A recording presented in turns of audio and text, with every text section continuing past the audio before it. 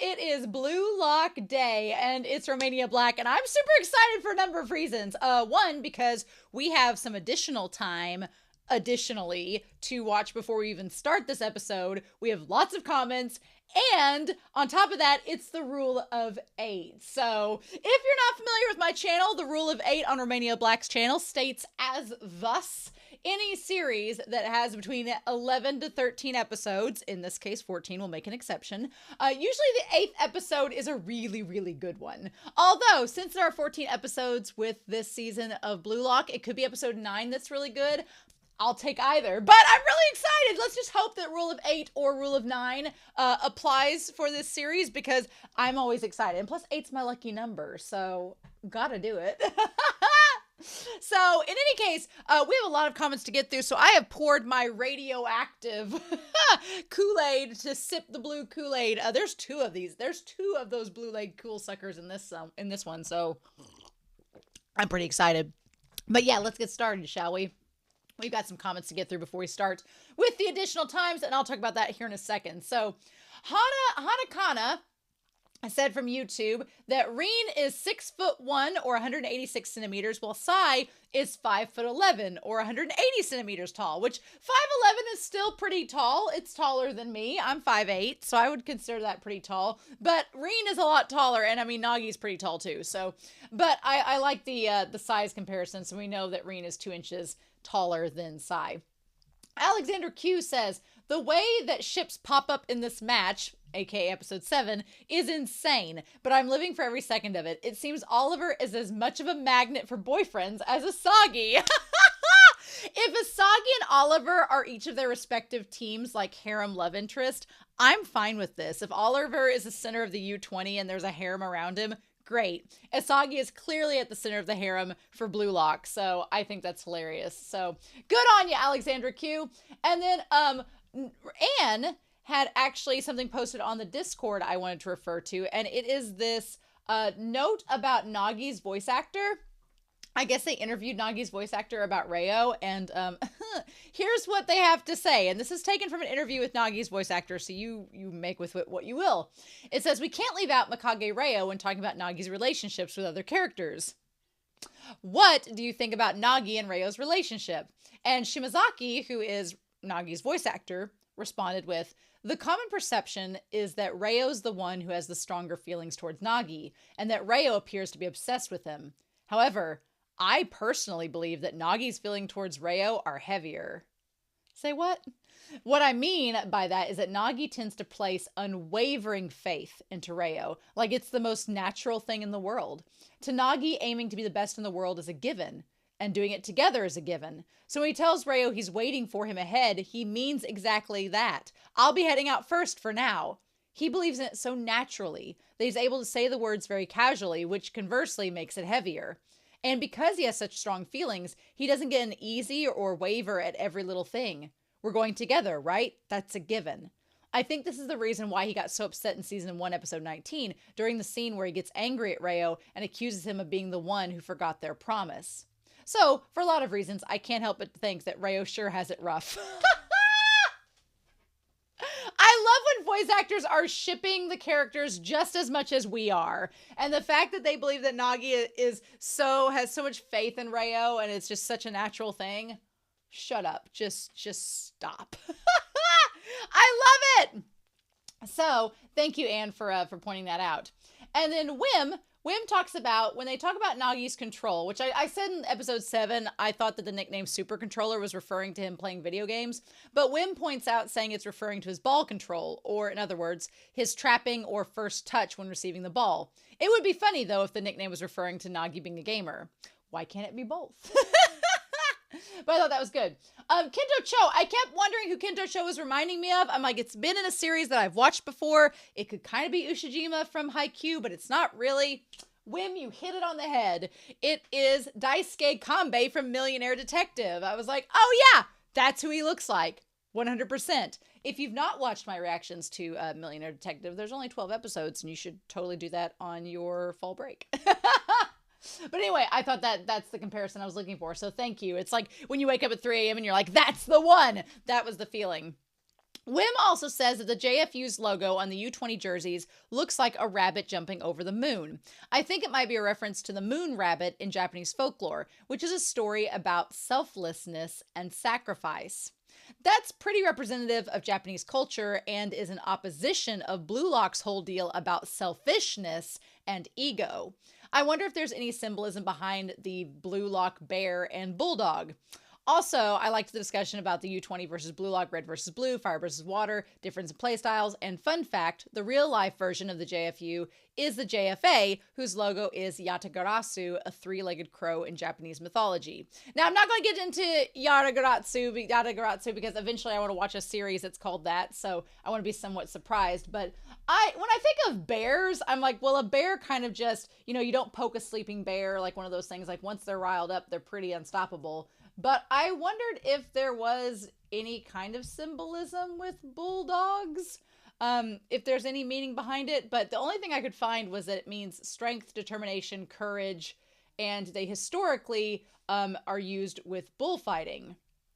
So I don't know. That's the only thing I could find, which, strength, determination, courage, that's pretty much sums up Blue Lock a bit. But I do like the idea of the selfishness and ego versus selflessness and sacrifice, because they are very much in opposition of each other. Then Wim gave some VA information. Hayate, who is the Super Saiyan looking one, he is voiced by Kensho Ono. Well, hell, if he's voiced by Kensho Ono, he must have a significant role in this series. What? So I want to hear more of him. Like, now that I know that he's Flock from Attack on Titan, and he's Yuri, and he's Canute, and he's Akutagawa, I'm like, no, you've given Super Saiyan Hayate a really good voice actor. Let's see him do things. So that has me really, really excited. Gin, the goalie, Fukaku Jin, is voiced by the same voice actor as Legoshi from Beastars. Darai is voiced by the same one as Sasaki from Sasaki and Miyano. Good for him. Kazuma, the Doberman, is voiced by Takeo Sato, or Albert from Moriarty the Patriot, and Harold from Vinland Saga. Nice. Teru, the lemur, is voiced by Gakuto Kajiwara, who is also Yu from Jujutsu Kaisen. Nice. And Yu Haibara. And Itsuki, the one with the eye bags, is voiced by the same as Shizumi from Given. And I'm like, of course, that low-key energy seems to be correct. Nice. But yeah, the fact that we have Kensho Ono in this, I'm like, yeah, not Daisuke Ono, but Kensho Ono. Now, Kensho Ono is like a chameleon when it comes to voice acting. Like, he's really hard to tell between roles because he sounds different all the time. So I can't wait to listen to him for him and be like, oh, do I hear the voice or not? For me, he's kind of hard to tell because he can mask his voice. He's also Raichi in Attack of the Diamond. He's also Raichi in Ace of the Diamond. So again, he's so hard to tell until you hear it's him. And then both Algumalgum and Zeus Quasidios says that you should ask your moderator more about episode Nagi. It turns out there were 4 different additional time scenes, but you only reacted to the first in your movie reaction. In Japan, which was shown in the movie theaters, it changed depending on the venue and the date. One of them was also set around the start of the U20 match, so it was a spoiler for you until now, but no longer. Oh my God. So apparently, no wonder that movie made so much money because everybody was like, they found out there was 4 additional times. You had to go see the movie 4 times to see all 4 of them. That's honestly kind of genius. What a marketing strategy. We're going to get you to go see that 4 times so you can get a different. Why aren't movies doing more of that? Why don't they just be like, okay, you can get 4 different end credits depending on which time you go see it? Was this Pokemon? That's so crazy. So yes, I have seen the 1 additional time with the butler, and we've seen the end credit scene with them getting ready for the match, but apparently there's additional times 2, 3, and 4 that Wim was lucky enough to track down for me on YouTube. Thank you, Wim, and get set for me. So we're going to watch that before we start episode 8 of Blue Lock, but I am so excited. I hope you all are as well. So let's get to these additional times before we start the episode. Okay, we're going to go ahead and start with the additional times first. And we're going to look at the second one here. And we're going to do that here in 3, 2, 1. And let's check this out from Vex Dream Killer. Thank you, my dude. Uh.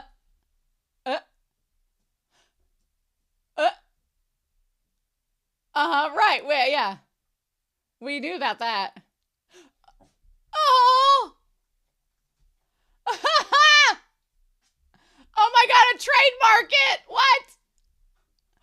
Oh my god! So they're just gonna trade foods. Yes! Oh my god. I'm surprised this hasn't happened before, so this all makes sense. Wow, this is like trading Pokemon cards in the lunch line. Oh. Oh. A quarter. Wow, that's as low as I'm willing to go. Ha! Amazing. Hishiki. Oh my god. Oh my god. What? The art of ruling over people's hearts. Oh my god, Reo is like leading this Thunderdome down there with all of them. Oh my god. Ah! And of course, Nagi's amazed. Oh, yeah, because he's in charge of a corporation. Of course he is. Of course he is. That all makes sense now, right? Nagi's like, wow, he's putting them business skills to use. His dad would be proud. Oh my god. Okay, so this is the third one, and we're gonna look at it here in 3, 2, 1.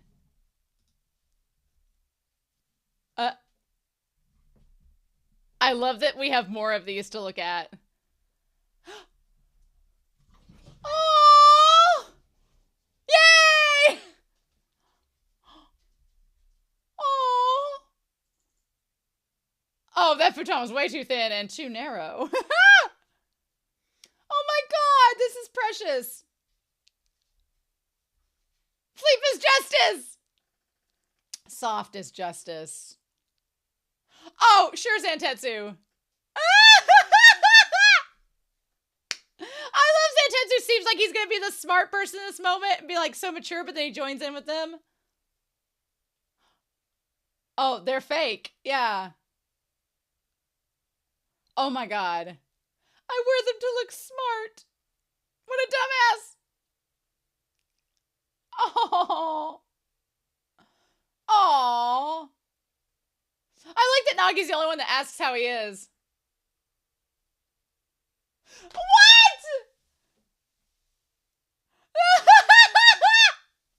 The man who has no imagination has no wings? What? What? What? That's great. All right, we're gonna watch the other one and we'll talk real quick about him. We're gonna look at the fourth and final additional time here in 3, 2, 1. All right. Oh, this one seems special. Okay.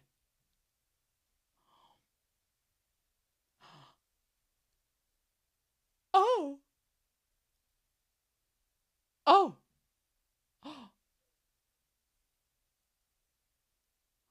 Oh my god.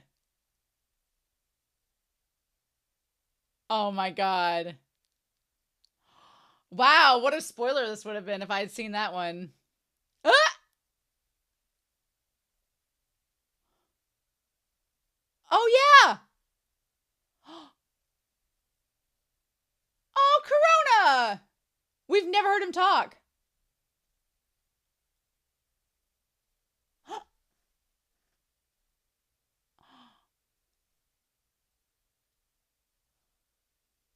What? Really? Oh my god. Okay. Okay. All right. Okay. All right. All right. So these were all adorable, by the way. I see when I was looking up to find the additional times originally, I saw kind of the one with with Kinyu showing up behind Reo, but it wasn't in English translation, so I was trying to find it, and I was like, I don't know where to find this, so I kind of gave up on it. I was like, maybe I'm looking at the wrong thing, maybe it's a spoiler and I shouldn't watch it. But no, that's what it was. I had just seen the Kinyu part and it stopped, but it was in a different language, so I couldn't see what he was saying to begin with. Those are amazing. Poor Zantatsu fitting in with everybody is so cute. I love it.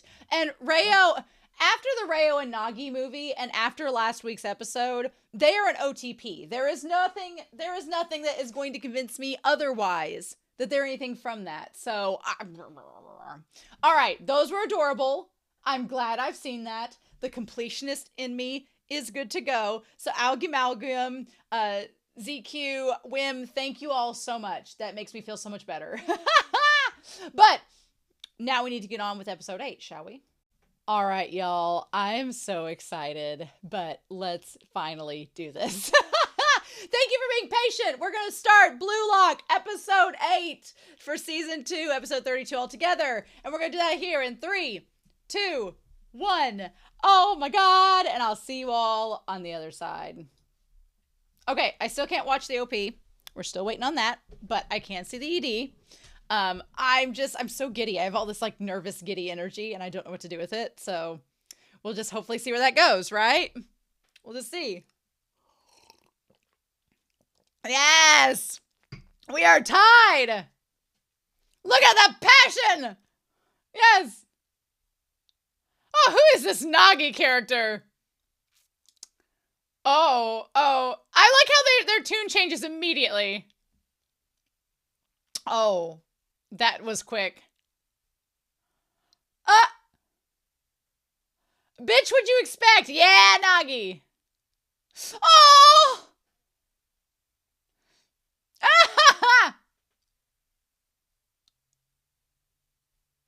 Oh. Batra's hair is wild. He's just so crazy.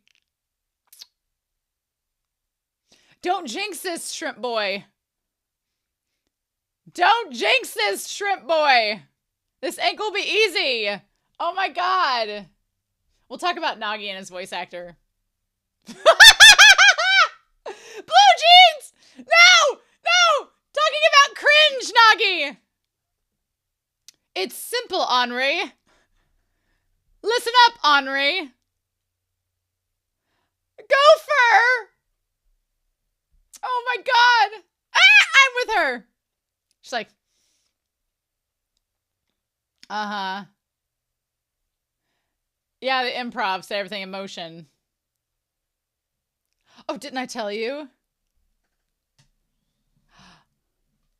Uh-huh. Yes, those chemical reactions you've been going on about?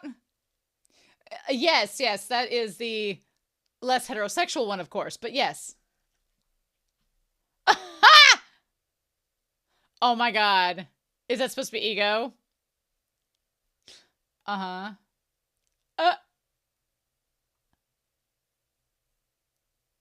Oh, useless in the real field. Oh. I think March comes in like a lion would have something to say to you about that.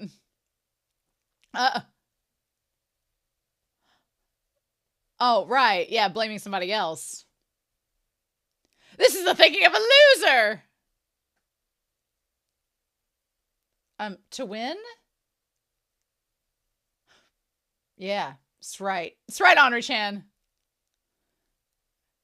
They just have to tackle it. Yeah, while everybody's panicking. I like he's looking at his sword like, I'm going to use it to paddle. Ah! Oh my God. What? I love it. I love how serious she gets immediately.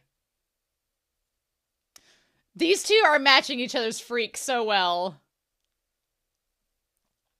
Right, yes. Oh. And he responded. Oh, you shipping him, huh? Are you now? I like that Chigiri's head pet is the most delicate. Like, I know that you're with Reen, so I'm just going to kind of do this. It's the most platonic of head pats. Ego is shipping Rin and Asagi hardcore. And nobody's seeing the puzzle pieces swirling around our shrimp boy. Right, yes. Oh. Funny how that works. Funny how that works. Oh. Oh. Oh, are you trying to make him feel better? Oh, no.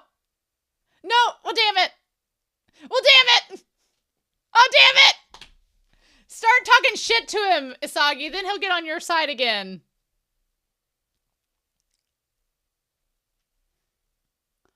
Oh. Ah!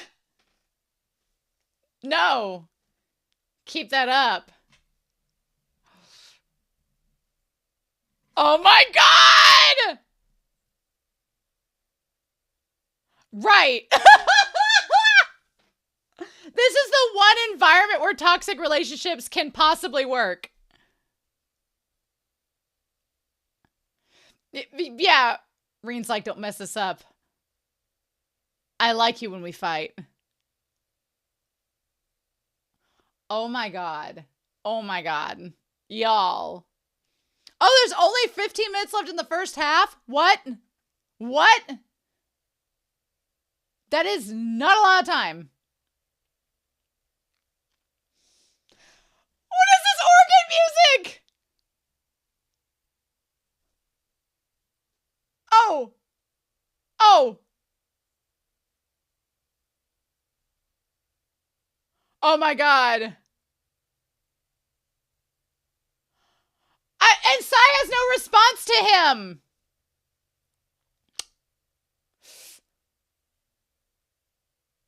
Oh my god. We're in the middle of a sibling fight!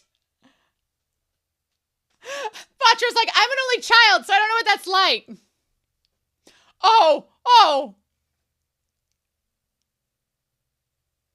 Oh. Oh. Rin, honey. You're losing sight, baby.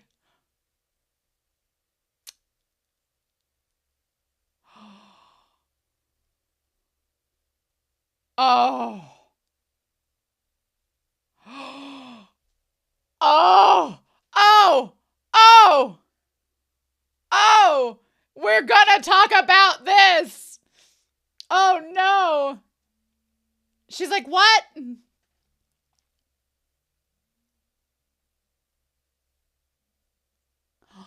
Oh. Oh. Tobito is not impressed. Nico boy! Like, Nico boy.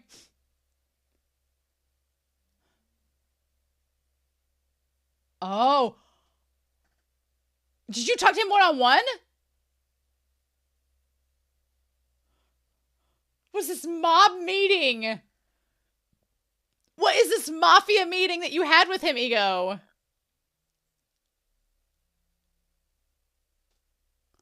What?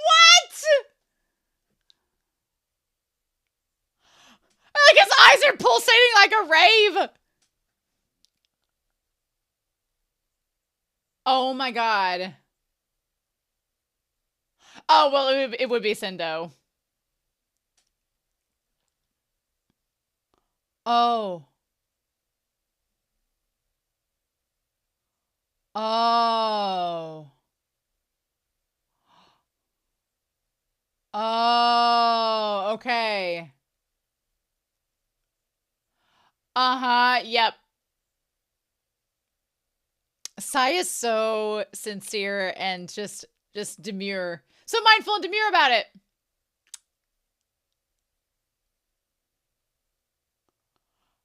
Oh, sweetheart. Oh, nice. Nice. Nice. There we go, Tobito. You dim-dum-dums. Oh, his voice is so smooth. Oh, damn it. I'll have to go back and listen to that for the discussion. Tobito's dialogue is so dense. It is a lot. Oh, yes. I want to hear Hayate. So creepy. Oh my god. Oh, Tobito, sweetheart.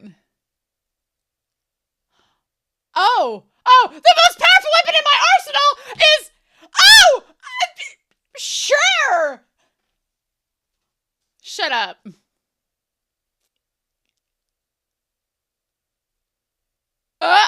They are playing Kensho Ono close to the vest as far as his voice acting goes. Oh, damn it.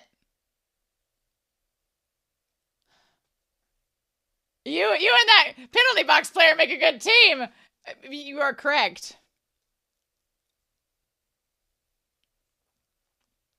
Oh, IQ, sweetheart.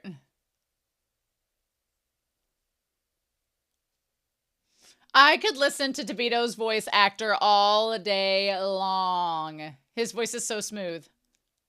Baka. Who said it was a duo? We're kinky bitches. We're in a threesome. Ah!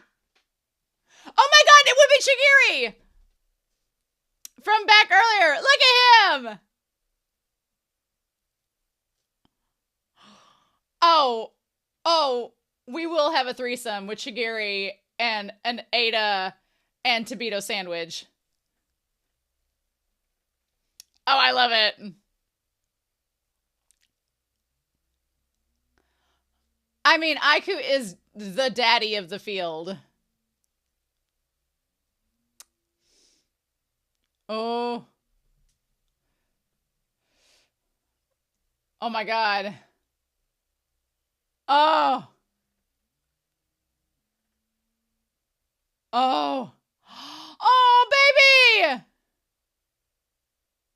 Yes! You better be able to do it, Chigiri. Come on. Come on. Oh, there's his sister! His mom!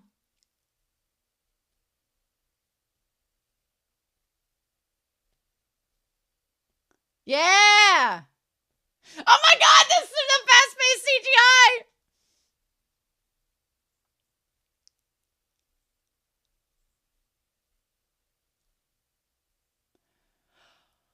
Oh, with the birds.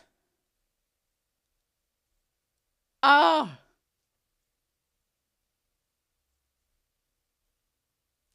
Oh, give it to me, Red. Give it to me, Red! Give me it, Red! Oh. Nope. Oh, no. No, I was like, somebody's gonna pop in. Oh, sigh. They get their own soundtrack. Like, the score just becomes theirs. Oh my god, and there's Reen.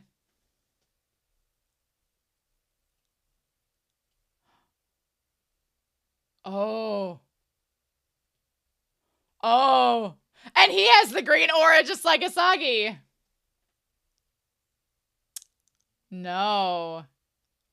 That is not it. Yes. Ego's just kind of there. I'm joking, but they're ravenous beasts. I don't picture Rin passing it to him.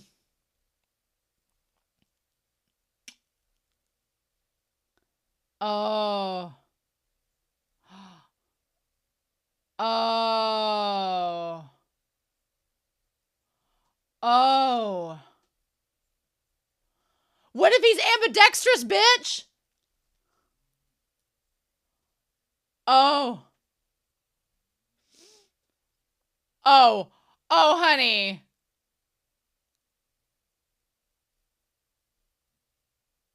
Yeah. Oh, I love it's like underwater.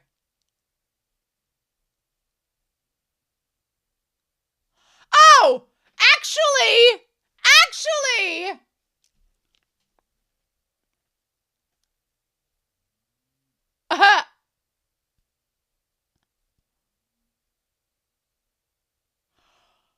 Shut up.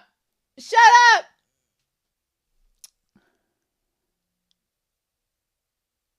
Oh. And now it's rain. Look at Cindo in the background.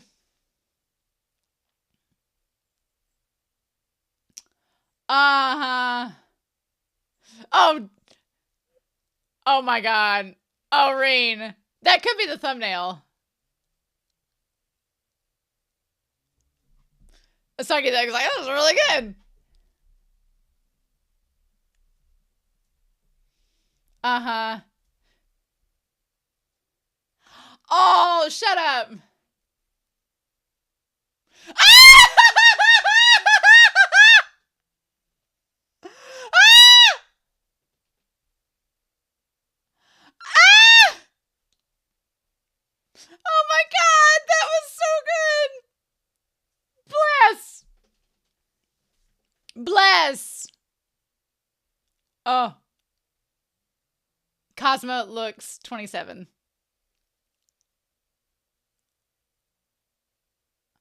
Oh, well. That's nice of him.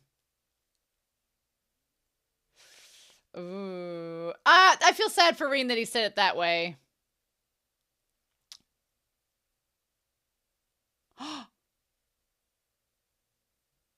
Oh.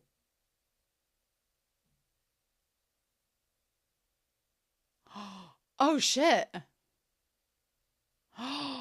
Are you trying to get Cindo out of the game so you can bring in Ryusei? Oh.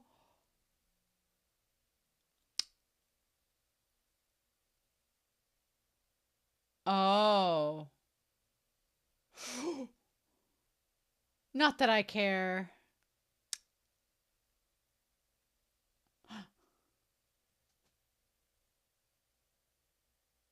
Oh, wow. I would not have recognized his voice in a million years.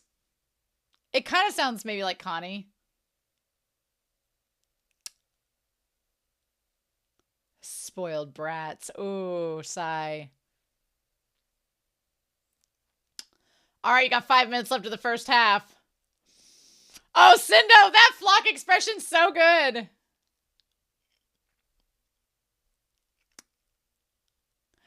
I wonder if they're going to bring Ryusei in for the second half. I wonder. I could see it. I could see it. I could see it. Oh. Oh. We gonna do Usagi. Yeah, very desperate. Oh. Oh, it's a lemur face. Geckering fox. Well, I mean. Ah! Oh. Oh.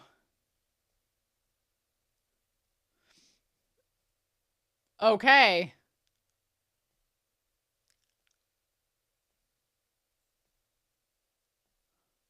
Utilize me! Oh my god!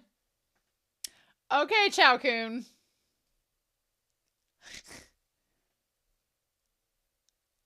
Oh my god, Geen. Oh my god. Oh my god! He looks like a giant owl!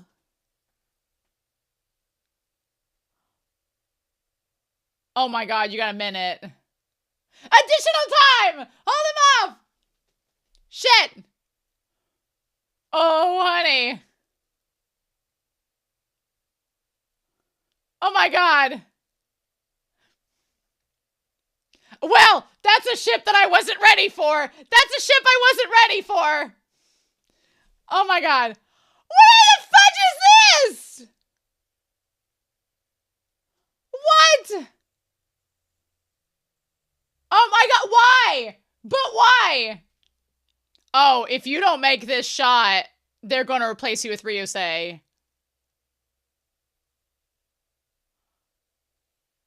Oh.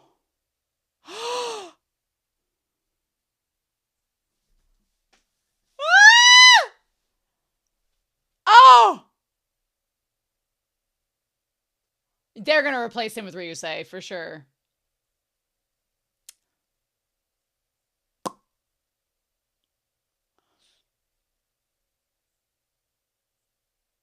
Oh my god.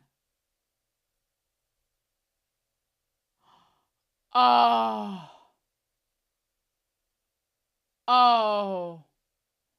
Oh! Are you? Oh my god! Jujubee! Jujubee!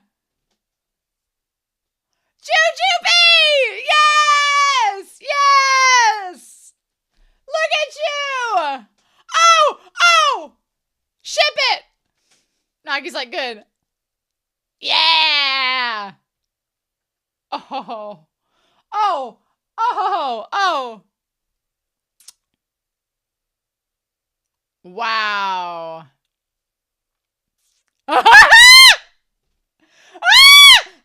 Oh my god! Oh no! Oh no! Oh no! The moment they cut to him, he's like, bitch, I'm going in. Bitch, I'm going in. Oh, it may be a rule of 9. It may be a rule of 9. Okay. All right. I'm prepared. I'm prepared for that. Oh my god. Holy shit. All right. That's fine. No big deal. No big deal. Yeah. Oh my god.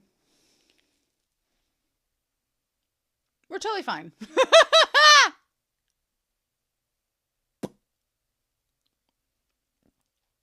I am floored, y'all.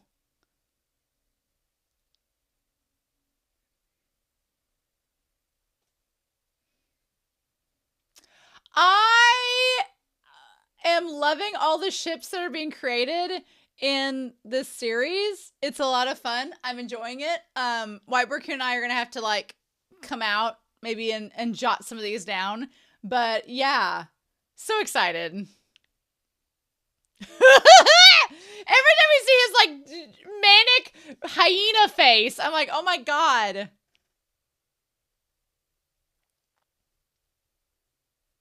Okay.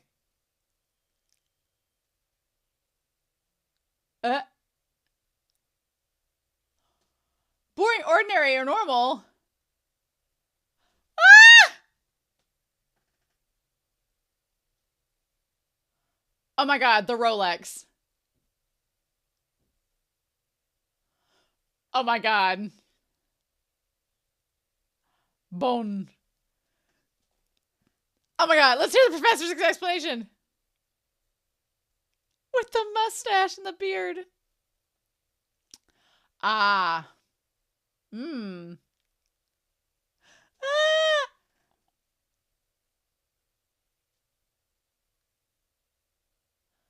Oh my god. Bone. Yes. Oh my god. Oh no. Ah! Oh.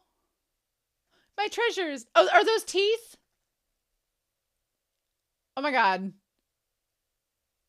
And my baby teeth. What? Gross.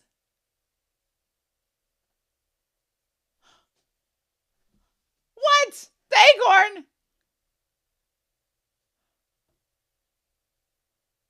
Oh my god. They're both like, you're full of shit.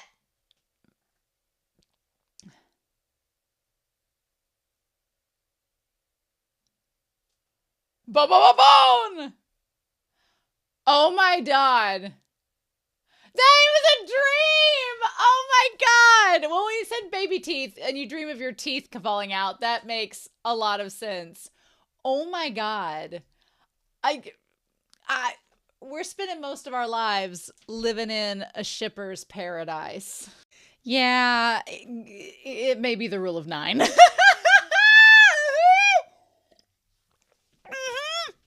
That last shot of Ryusei when he was looking like he was about to tear out of the straitjacket and run onto the field and bite someone's face off. Yeah, that I have a feeling it's halftime, and I have a feeling at the halftime point that Ryusei, that Sai is going to be like, Sendo's useless, get him out, bring Ryusei in. And the problem is, I don't think Sendo's useless. I feel sorry for our sweet little fox boy, because I think he's trying. It's just Sai is just Here's the thing. I think Sai believes in the Blue Lock system.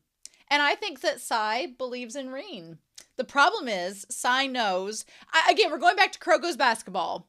And if you've not watched Kuroko's basketball, then I'm going to have some Kuroko's basketball spoilers for like a minute. So when I wave my arms again, the Kuroko basketball spoilers will be done. But in season 3 of Kuroko's basketball, there is Himuro, who is a character that is like a foster brother, spiritual brother, metaphorical brother to Kagami, who's one of our main characters. And their whole beef is that Himuro, who's a little bit older than Kagami, believes that Kagami has a lot of potential and a lot of talent, and he knows that Kagami will surpass him, but Kagami kind of goes easy on Himuro and doesn't fully go all out against him because they're brothers. And so Himuro's whole thing is like, I don't want to be brothers with you anymore because I want you to treat me as a serious threat. And that's kind of not really what it is with Sai and Rin, but it kind of is. So end of Kuroko's basketball spoilers, into those. But with Sai and Rin,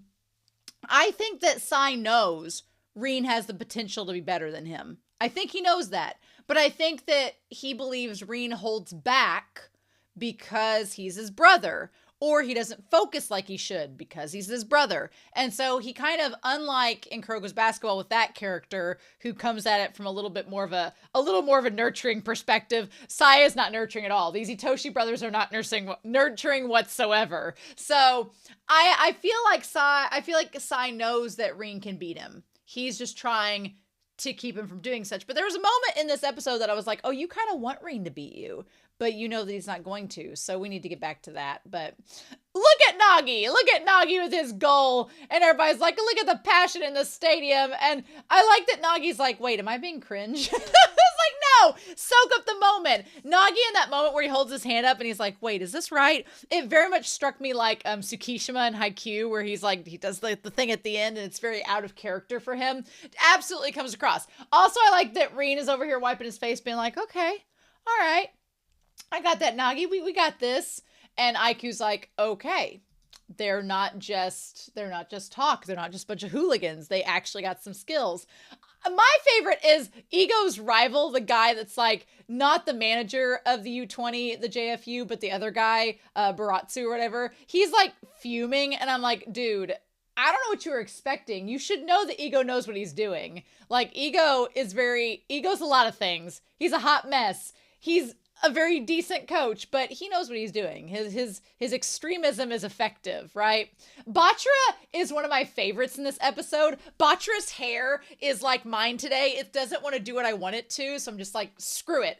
Bachira's hair is like going in all directions. It's going every which way. I'm like, look at you, Bachira. He's our little bumblebee. He's so excited to be here. Tobito, I don't know what to do with Tobito. I like Tobito as a character, but he goes on these long-winded monologues, and I'm like, and then he adds, like, at the end of the monologues, he's like, you dim-dim-dums, and I'm like, what? He's so weird. I like Tobito, but he is such a weird character. I don't know what to do with him. He's kind of like Kuro from Haikyuu, a little bit, but then he's also kind of like Yaku a little bit from Haikyuu, so it's a weird combo. Yeah, I don't know what to do with Tobito. I like him, but his dialogue, I literally have to sit there and analyze it like it's a Shakespearean play, right? What an annoying goal. And then you add the Kansai Ben on top of it. I'm like, look, Asagi, do not jinx this by saying, yep, this'll work. I also like the Blue Lock. Its logo is actually green, so it's kind of tapping into the green aura of Asagi there, which is fun. Nicely. He's like, we can make it to the world stage. Like, okay. We're going to skip the OP, of course. We're not ready for it yet. I love Henri and Ego's dynamic. Ego, like, chiding Henri all the time, Henri-chan, but she does question. She's like, we were doing really badly a minute ago. And he's like, patience, Henri. Come on, girl. But then once she gets on board and realizes what Ego's throwing down, she's just like, oh, yeah, we're going to win. We're going to do this. They suddenly match each other's freak. And I'm like, girl, where'd this come from? They are something else. So we need to write up here. I don't normally bring Whiteboard Coon out at this point because it's very much just as we go. But we got ships. We got our little sailboat. It is sailing away. We're sailing away here. So we need to go to the ships by the books and talk about them as we have seen in this episode. And I want to say Henri and Ego. I know Ego's a bit older than her, and that's a thing, but I feel like there is no other woman that I could possibly see in this series at all coming close to matching Ego's freak than Henri. I like the Ego needs that self-gratification of being able to school someone and teach them things. And Henri's like, okay, I'm doing your laundry. You can't make food for yourself, but you go ahead and explain soccer to me. And Henri is very patient and listens. And Ego feels like he's accomplished things by telling her this stuff. So it's like, although him calling her gopher was kind of cute. And then she's just like, her little face with him when he calls her a gopher makes her kind of look like a gopher. So it was actually really funny. There's another series I watched where the character made like a little badger face. And I'm like, yep, it reminds me of Leslie Knope in Parks and Rec. It's really great. So yeah, Reen's improv set everything into motion.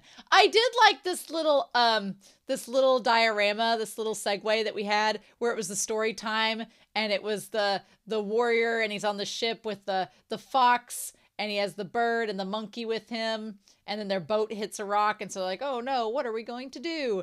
And I like Ego's thing of in other teams or a team that is not as prepared, they'll try to scapegoat and blame others for their problem and just flounder around and not know what to do. And that's what a lot of people do under stress. They blame others or they find a way to diffuse it or they disassociate. And Ego's like, that's not what Blue Lock is training our players to do. Through all the selections and all the trials that they've had to make, if they were doing that, they didn't make it to this point. The ones that made it took that challenge head on and found a way to make it work for them. And that's the whole point. And I'm like, oh, cool. And so he's like, that's kind of what we need. We need strikers that don't, cave under pressure, but ones that actually are able to handle the situation and make something of it. And I kind of feel like, in a way, Sai and Sendo run into that problem in this episode because Sai kind of says like, hey, you're not doing your job. You need to score a goal, and kind of pushes that blame off to Sendo. And Sendo's like, well, it's not my fault, and kind of starts to flounder too. So we kind of actually see it in action, which is interesting, right? Which is interesting. So yeah. So my internet is being slow. I want to get back to it. But yeah, so we have Henri and Ego doing their thing, as one would expect. I'm going to re-upload here so I can get back to the episode. My internet has suddenly decided to slow down and not load things, which is frustrating. But we had that. Get back up here. Blue Jeans being the episode title. Can we talk about that for a hot second? What a weird title. I know it's a play on words. I know it's like their genetics, building into their genetics, how to play soccer, the Blue Lock featuring, they've drank so much Kool-Aid, it's filtered into their DNA. Mm-hmm. Right, but it's also play on denim and it's play on genetics. It's a little punny play on words. I would not be surprised if Ego came up with it. I'm like, all right. But anyway, good. Now we got it all uploaded back up. So yeah, we'll get back to this episode. But yeah, Ego's just like, we are prepared for this. Our Blue Lock people are going to take on challenges. We want egoists who will seek out the challenges for themselves. Absolutely. I love it. I like the way it almost seems like he's portraying himself as this person on the boat. And Isagi, Reen had the moment. Reen did exactly that before anyone else, and Isagi responded to it. And so then he's like, then Ego says, as I thought, Isagi Yoichi is necessary for Reen's awakening. So we have multiple people shipping Isagi times Reen, including Ego. Which is why I think from the last episode, he wasn't going to have Ryusei be in the top, because Ryusei does the opposite to Rin, which is why Sai likes him. But okay, so this part here where Asagi tries to be nice to Rin and say, "Hey, buddy," like I like Chigiri comes in with the most platonic bro head pat where he's just like, "Hey," like just taps it. He's like, "I don't want to scratch your head too much, dude, because one of these other guys might get onto me." So Chigiri is like, "I'm just gonna do this, and we're gonna be all right. We're gonna score another goal, and it's all gonna be great." So then Asagi's like, "Yes, that goal just now. Any of us could score it." But I just love that as everything's going on in the field, puzzle pieces are just swirling around Asagi. And I feel like Chigiri notices, but nobody else does. And so then he goes to Rin. He's like, "Rin gave me a new challenge." Now, here's the thing. Rin, Asagi, sweetheart, this is not the gentle parallel world. Your sweet talking and words of affirmation are not going to work on a man that's been who has had a Pavlovian response to torture since he was 7. It's not going to work, Asagi, to give him kindness and praise. Rin don't function under that. Because he's like, "Oh, too bad about that shot. Maybe next time we'll get it." And Rin's like, "I don't do this lovey-dovey shit." He's like, "Are you taunting me?" And Asagi's like, "No." He's like, "Everything that's not a goal is worthless." And Asagi's like, "Yeah, but I'm trying to compliment you." And Rin's like, "So what?" He's like, "If you were aiming to score, you try to score a goal or get out of my way." He's like, "You followed me like a goldfish into midfield, but once you were in the area, your ego took over and you went for the goal yourself. I liked that." And I like Asagi's like, Are you mad that I didn't follow you like a goldfish shit anymore? Are you mad at that? Like, his expression is everything. And then Rin's like, "No, keep doing it." Rin's like, "I like that kinky rough shit." And Usagi's like, "Okay." It's wild. He's like, taking advantage and devouring each other serves a purpose. A twisted relationship like that is healthy for us. So Rin likes this cannibalistic like aggressive relationship. Yeah, Rin's like, "I'm kind of down for this dominating stuff. If you want to try to do that, that'd be great." And Sagi's like, "Okay." These Itoshi brothers are into some serious kinkery. And that's why Sai probably likes Ryusei. Sai's like, "Ryusei's probably going to bite my leg. I'm into that." And Rin is like, "Well, I have a boyfriend that will eat me whole." And Asagi's like, "I'm just like, I get in the mood sometimes." But yeah, I'm normally not someone for toxic relationships in the long run, but I feel like for Rin in Asagi, it can work. Because Asagi and Rin, I think, mutually benefit from each other, but Rin has to constantly be challenged by the relationship. He ain't here for fluffy, happy relationships, and Asagi's like, "Well, I guess if you're cool with that, a twisted relationship like that is healthy for us." The moment the episode said that, I was like, so the episode is shipping it as well. Okay. And I like Asagi going, "Right." Asagi's like, "I guess I'll go along with this. Sure." And then it's like freaking L and Light Yagami on Death Note. As soon as Rin is like, "Unhealthy relationship, it's good for us. We should keep going this way. We should hurt each other. It's great." And as soon as he walks away, it's like Asagi goes into Light Yagami monologue mode where the light shine down on him. He's like, "I see. So it's our dynamics that create these innovative plays." It's like he's trying to psychoanalyze L's theories in that moment. I'm like, yeah. He's like, "So Rin likes it rough. And if I give it to him rough, we're a threat to the other team now. Of course." Like, Jesus. He's like, "Don't get comfortable. Fight." He's like, "We're not in a lovey-dovey relationship. That's not how this works. For my goal and nothing else." And Rin's like, "I ain't here for fluff. I'm here for fists," or something like that. Or our feet. "I'm here for feet, not fluff. Why'd I say fists? Oh, dear God." Okay, anyway. As the announcers say, who would have thought that it would go like this? Anyway, so they get ready to get on the field, and they're 30 minutes in the first half, and Rin decides he's going to take on Sai, which is a very bad idea. I think even if Reen is the better player than Sai, Sai is much more able to keep his composure because he doesn't give a shit. Like, Reen is very concerned about his brother's lack of concern for him being on the field, and Sai's like, I don't care. So it's like in Fugitive, where Tommy Lee Jones is like, I don't care to Harrison Ford. Like, that's literally what this is like. And Rena's like, not even a long time no see for your poor excuse for Big Brother. Oh, he calls him a poor excuse for Big Brother. Sai does not respond. Sai is like, this isn't a game for him. This is the game where I surpass you. Oh, so Rena's like, this isn't your game. This is my game. And Sai's like, bro, we're not even playing the same. You're playing chess and I'm playing checkers. Like, okay. So, and man, Reen's downfall though, when he told Asagi to stay out of it and he like growled at him and Asagi's like, okay. I feel like Reen is going to at some point, when he's around Sai, he loses his composure and his focus. And that's a problem.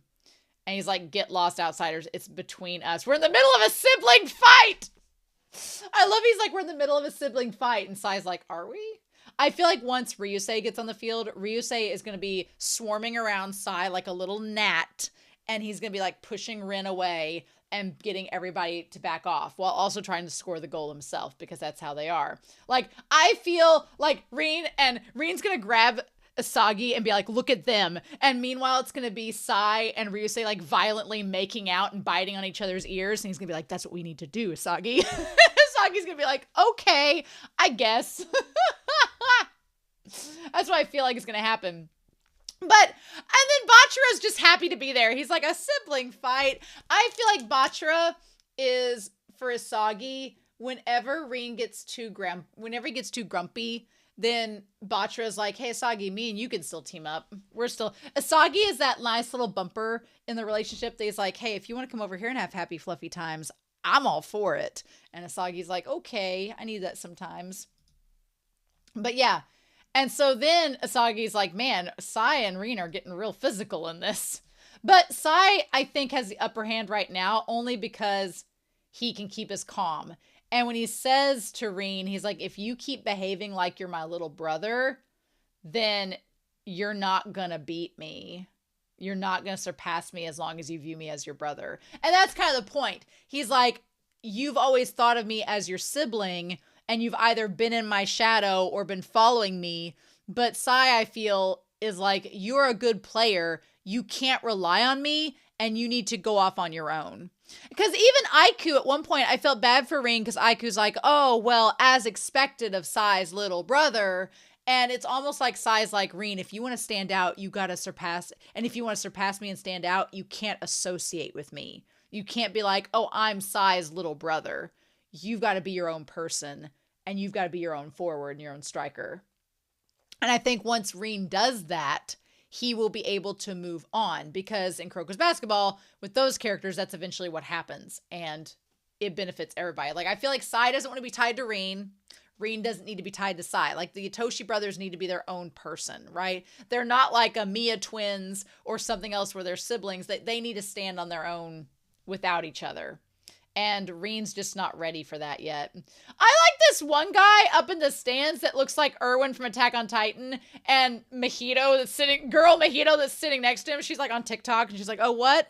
And then somebody pointed out in the stands, there's also a guy sitting right next to Louis Vuitton Erwin that looks like Levi from Attack on Titan. And I'm like, clever, IG. You clever. You clever. You go off now. I don't know if IG does this series or not. But yeah, anyway. So here they come. I love that Ryu's so serious. Ryu was awesome this episode. And then we have Nico. Now, okay. Did I guess we'll find out as the series goes. Did Ego have one-on-one conversations with all of them in the top 11? Did he have a one-on-one while he's sitting down, like a police interrogation with all of them? Because we have one with Nico, so I'm curious if the others got that one-on-one treatment as well.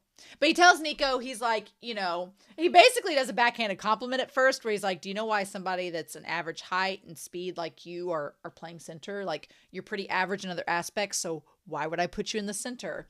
And the main reason is because Nico has really good eyesight and a field of vision, and he can sense others and when plays need to be made. I love it. I love we get to see both of Nico's eyes in this episode. They're so huge and blue. I love it. And his eyes are like pulsating, like with a beat. Yep. And tracking in on all of them. It's great. I feel bad for Sendo. Sendo's just trying to do his job. He can't help it that Itoshi Sai and him don't gel, and he can't help it that there's literally a Tasmanian devil off in the wings that wants to gnaw his face off. I don't blame Sendo for being a little bit frustrated. He's trying. Let him try, right? I love the fact that Nico also predicted the trap and was able to work through it. At first, I didn't think it was going to work. I thought it was still going to I thought that all his preparation was going to be in vain. But no, he managed to get the kick, which was great. And it sends it over to Tobito. For Kensho Ono voicing Hayate, we barely got to hear him in this episode. I hope he speaks more. Otherwise, that's the quickest paycheck that Kensho Ono has gotten. Also, I couldn't tell Kensho Ono's voice. He's a chameleon. He sounds maybe a little bit like Connie from Attack on Titan in that role he did, but that's about it. I think he played Connie, right?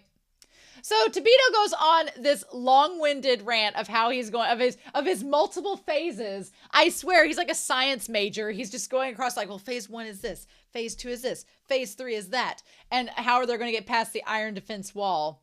But then he's like, the most powerful weapon in my arsenal. We don't really have a ship with Nico yet, but Tobito and Ada. Oh, and we're going to put Chigiri on here in a second. Ada and Tobito, I'm here for it. I'm here for it. I didn't know how to feel about it at first, but now I'm all in. I'm all in. And you know what else I'm all in for? I'm all in for Chigiri joining the crew. Chigiri has lost Kunigami. What is he going to do without Kunigami? Now that he's out of Blue Lock, what is Chigiri going to do? Well, I'll tell you what he's going to do. It's going to be that Ada and Tobito are going to take the ball over, and they're like, that's not who I was aiming for. And he's like, our third arrow. Straight as an arrow, huh? Sure. The fastest runner in Blue Lock, Chigiri Hyoma. Yeah, and I'm all for Chigiri being in the Ada and Tobito sandwich. I'm all for this. Let's get some polygamy up in Blue Lock. Let's do this. I'm for it. You know what? Kunigami's gone. Chigiri, you need some lovin'. Ada is like in half denial, but not really. Tobito looks like he's up for anything. Let it go. We got pink, we got green, we got purple. Let's do it. So I'm all for it. I'm shipping it. I like blast a hole open. Also, I'm just saying, there's a lot of sexual innuendos in the dialogue and the translation in this series. Blast a hole open for us, Missy. I'm sure Chigiri could. I'm sure if you gave Chigiri the option, they could. Oh my gosh. There's so many characters in Blue Lock. Like we didn't get anything out of Reo or Nagi or any of them this episode, but it was fine. It felt satisfying to see Chigiri get to do their thing. And I loved seeing Chigiri, who's been held back this whole time and had the chains on in season 1 on their legs and has been stopped and kind of had to compete with Ryu and do all that. I love that we now get Chigiri with the momentum and opportunity to show off for themselves and to prove why they are there. I thought that was really, really good. And I appreciated that quite a bit. And Aiku's getting to see firsthand that these are not just random people on the field. They've trained, they have their own strengths, and they all want to score a goal, and Ego's giving them this opportunity. We'll talk about the whole Ego and the coach thing in a minute, but we can see Chigiri's mom and sister up in the stands. Them genetics be strong, because they all look exactly like them. Oh my God. If he was related to the Kawanata, to the brothers from Ace of the Diamond, I wouldn't be surprised. Maybe they all are related. Who knows? But what incredible acceleration. So yeah, he slices down the right wing, and I love the little CGI figures. I mean, the animation in this episode, womp womp. It's not great. I'm glossing over it. Somebody in the comments were like, why aren't you talking about how bad the animation is? And I'm like, well, 1, I've seen worse. And 2, I like the story and the characters. So I'm just not going to praise the artwork, but I'm not going to sit here and just bitch about it all day because it will get us nowhere. It is what it is. I'm interested in the story and the characters and the shipping. That's fine for me. I don't watch Blue Lock for the sports anime. If that makes sense. I'm not watching Blue Lock for the sports. If that's one thing, you know, I'm watching it for the characters and for their relationships, right? So the player who is free, I like Tobito with the crow wings flying off, where he's like, I'm not just gonna sit here and defend the whole time, dum-dum. I'm just like, every time he ends a sentence with like dum-dum or something, and Chigiri's like, okay. And then he's like, you owe me one. And he's like, give me it, Red. I was like, that's my thing. Chigiri's gonna be in the middle of that sandwich. Because Ada was flirting with him in the additional time where he was talking about how to get with girls. And then Tobito being like, give me it, Red. I'm like, oh, I bet he would. There's so much out of context. Like, I want to hear this in the dub to be like, what you gonna say? Like, all right. But yeah, they get the ball over to him. But then Sai's like, nope, I don't believe that you're going to get this. And Reen's like, son of a bitch. He's like, shoot, I dare you. Now, what I like about the scene is that Reen gets the ball back, right?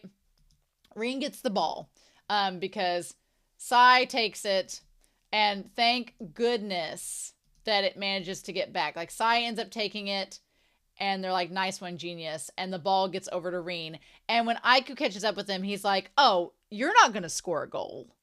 Aiku's like, I know how that you're left-footed and you can't do this and it's not going to be as strong. Like, Aiku makes the mistake of assuming that this is how things are going to go down. And Reen's like, in Blue Lock, assumptions don't work. In Blue Lock, assumptions get you kicked out. So they're like, no. And Aiku is correct in saying they are all monsters. But Isagi ends up being the bait, and Reen goes around and he is like, screw you, I'm going to kick and take the shot. And what I love about it is we get to see from Reen's point of view, and it looks like he's underwater, and there's like that little turquoise guiding light. Like, I love the field of vision in Reen's mind that we see like the little underwater, like glub, glub, glub, glub, glub, which is funny because he's usually an owl portrayed animal-wise, but it's fine. And then he takes the ball over and he gets right past the goalie. And Aiku is like, oh shit. So that actually worked. I think the thumbnail will probably be Reen with the blaze around him. And I like that he does the opposite of Nagi, where he's like, yes, I got it. Some new genes in the world of soccer. And Ego's like, that's so cheesy. Basically, yeah, some new scorn genetics. Yeah, that's probably going to be the thumbnail, is Reen looking pretty posh there in that moment. I don't know. I could use the end with Ryusei, but it feels almost spoilery for the end of the episode. And also, he's there for 10 seconds, right? Reen definitely got to shine in this, though. And I like that Isagi is like, man, he basically just used all of us and scored that goal. And then Isagi, when he goes, that's you going for the kill. I was like, oh my God! Isagi is a precious little bean that occasionally hulks out and becomes a cannibalistic monster. And there's a part of me that's like, he's so precious. And then when he decides not to be precious, it's like, oh, look at him. Oh, I would say that Isagi is the monster fucker in this series, but he kind of is a monster too. So that's hard to say. But oh my God, Isagi can be so precious sometimes. And I'm like, what are you doing? What are you doing? And then when he's like, Reen, he tries to go for the hug. My thing was, he tried to go for the hug. Reen barely had the sidestep. Reen was like, just no. He like goes for the hug. He barely has to move and just gets out of the way. Oh my God. Reen's like, that's not our relationship. We are not lovey-dovey. We are hardcore like S&M bondage. Like, he's like, we got 5 minutes left. He's like, we're going to use plan B to see it out. And Bachira's like, aye. I like that Chigiri's like, oh, so you were good bait, Isagi. You tried to get that hug, huh? Don't think that you guys have that type of relationship, huh? It's really funny. He's like, damn it. And he's like, I'll score next time. I kind of like that. As much as a nice, wholesome, like, you too, buddy. Yeah, you too. I kind of like, it seems fitting for Blue Lock that Reen and Isagi have this, like, go for the jugular type of relationship. But under the surface, here's the thing. I think that deep down, Rin is all for Isagi's little affirmations and coziness, but he would never show it because that's not how Rin works. And Rin's like, I have to put on this air of control and dominance, so I would never be about that. But deep inside, Rin's like, well, that was kind of nice. Okay, whatever. But meanwhile, no, I legit think that Sai and Ryusei deep down would be like having sex on a roller coaster with chainsaws dancing around them. I think they'd be for it, right? Through a ring of fire. And there's like not the warm and fuzzies that Isagi and Rin could have under the surface. Nah. Mm-mm. Like the iceberg of Sai and Ryusei's relationship, the ocean part, it's just Dante's Inferno. That's all that there is, right? So the U20 is like, man, we really underestimated them. I like that everybody respects Aiku, though. Like when Aiku says, you know, it's my fault, I shouldn't have let him shoot.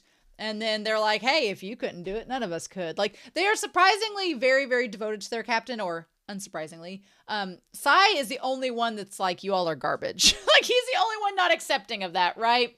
And instead, I feel like Sai in that moment puts all the pressure on Sendo because he wants Sendo to be pressured because he wants to get Sendo out of the game and put in his home skillet, Ryusei. Because he's like, how many times are you going to miss Mr. Loverboy to a pinup model? So that's going back to the episode right before we start where he was like, oh, Sendo, weren't you the guy saying you were going to like get a pinup model as a girlfriend because you're so good at soccer, but yet you can't score a goal? How's that going for you? Like, that's literally, like, Sai holds grudges. Sai is bringing up stuff that happened days ago that everybody else has forgotten about. But Sai is bringing it up, right? I do feel kind of sad that Aiku says, you know, goes to show we shouldn't have expected any less from Mr. Younger Brother of Itoshi Sai. I kind of feel bad for Rin. Because, again, Aiku isn't recognizing Rin for his own talent. He's just saying, well, of course you're talented. You're Sai's brother. And I'm like, oh, that sucks. It really sucks. But anyway, poor Sendo. Sai holds grudges, and he's like, what are we talking about? And Sai's like, well, this is what happens when you don't score when you're on top. He's like, you're responsible for the situation, you lousy striker. I'm like, oh my God. I agree with Sendo. I'd be like, screw you. Like, forget you. I'm trying my bestest. And Sai's like, your bestest isn't good enough. And I like that he says, I'm not passing the buck. He's like, this is legit criticism for someone who's creating chances for you. Sai is such a bitch because Sai is like, I'm giving you chances and you're not doing anything with them. And I'm like, oh my God. And so I'm like, what chances? But I also like that if you notice, Sendo is singled out. Like there's Sai on one side, the rest of the U20 on the other side, and Sendo is in the middle. Like Sai is cornering his prey on the battlefield to take him out and bring in his surrogate, right? He's like, if we lose, the U20s are going to be taken over by Blue Lock. He's like, I feel like Sai is not opposed to that. I do love the eyebrow twitch from Sendo. That's really good. Yeah, because he says, I don't care. He's like, not that I care. I honestly think Sai, based on what he's told us at the beginning of season 1, would prefer that they get rid of the U20 and start fresh. But he's like, if I have to deal with you all first, so be it. But yeah, let's equalize before the whistle. I'm like, what's some translations these are? And then he's like, you finally got a rocket up your asses, you spoiled brats. I want to know Rin and Sai's backstory, but I know we're going to get it, so obviously those would be spoilers. And Aiku's like, well, we'll pretend the remaining time in the first half is all we're getting, and we'll go all out. But God, I love Sendo's face when he gets all fired up. Sendo with the red around him, that could be, it doesn't fit the Blue Jeans title, but I really love that shot of Sendo with the red flames, and he's like Sai is deliberately baiting Sendo. He wants Sendo to get flustered, and if Sendo ends up scoring goals, that's great for Sai. But if he doesn't, well, then they're going to bring Ryusei in. Like, Wim was talking about how Ego and Sai are kind of similar. I could see that in this episode where Sai is kind of like, well, you either shit or get off the pot, like score some goals or we'll find somebody that can. And I feel like since he got blocked, which is not a fault of Sendo's, Aryu was just happened to be there and it worked out really good and well for him. But I feel like that's all that Sai is going to need to be like, take him out, put my Tasmanian Devil boyfriend in, and let's go from there. and which is like all hell will break loose if that happens. So yeah, there's 5 minutes left. And what did they say there? No one questioned that the U20s would lose prior to kickoff. Can Blue Lock stave off their attacks until the end of the first half? Let's find out. So yeah, so they end up getting the ball and going. Asagi's trying to figure out what's going to happen. And he's like, size at their heart, and they're using short passes to inch up field. They are more desperate than before. Usually when things are desperate, that's not a good sign. You want to be like in a state of zen. So whenever he said that they're desperate, I'm like, oh, I don't know if they're going to score a goal with that being the case. I also like Bachara calling the one guy a geckering fox instead of a lemur. And he's like, oh, you'll get your wish, Mr. Buzzy Bee. Like, are they in a ship? So we have Lemur Man, I forgot his name, and Bachara. They could be in a ship. I'm for it. I also love that whenever Asagi and Bachara team up, Bachara is filled with so much joy. Bachara and Rin are total opposite spectrums when it comes to shipping. Rin is just like tsundere to the max. Bachara is just like manic pixie dream boy. And they're just like, pick your poison. Which ship do you like best? I like Bachara and Asagi a lot. Rin and Asagi is very exciting. I like that. But he's like, is that what you're after? And he's like, you're not the only one who's changed tactics. So yeah, they left Nagi back to defend, and they all like basically just crowded up to do plan B and move everything exclusively forward. I don't know why Chow says utilize me. Is he like Zantetsu? Is he like Zantetsu, or are you? Where they have like little catchphrases? Is that how they be? Or is he like Tobito where he says dum dum at the end of each sentence? I like Chokun. He has a fun design. And man, Chokun tries, but Gin looked amazing. Gin with the dead shark eyes staring ahead while Nico was trying to get things. Like, Gin was in the zone, and it showed. Because when he shot that ball, Gin powered it back, and they had that 1 minute of additional time. Roll credits, and then Sai comes in. And I like that everybody's like, Raichi has been on his feet the entire time. Raichi's like, oh, get him! And I like that Nanase's getting into it. I don't feel like, is that Baro in the background or fake Baro? The sideburns are throwing me off. But yeah, Sai is like, I'm gonna go. The move that Sai did next to Bachara and Asagi, I also, dim butt cheeks spread out and on display. I can't help it. The way they drew him, it was like, you could put a sandwich in between those. But okay, crack pairing of the episode. Asagi, Sai, and Bachara. Crack pairing of the episode. How would that work? It would probably result in Sai and it'd probably result in Bachara and Asagi having broken bones. But I feel like, I don't know, the compatibility of Sai and Bachara is questionable. But they're like, we'll sandwich him.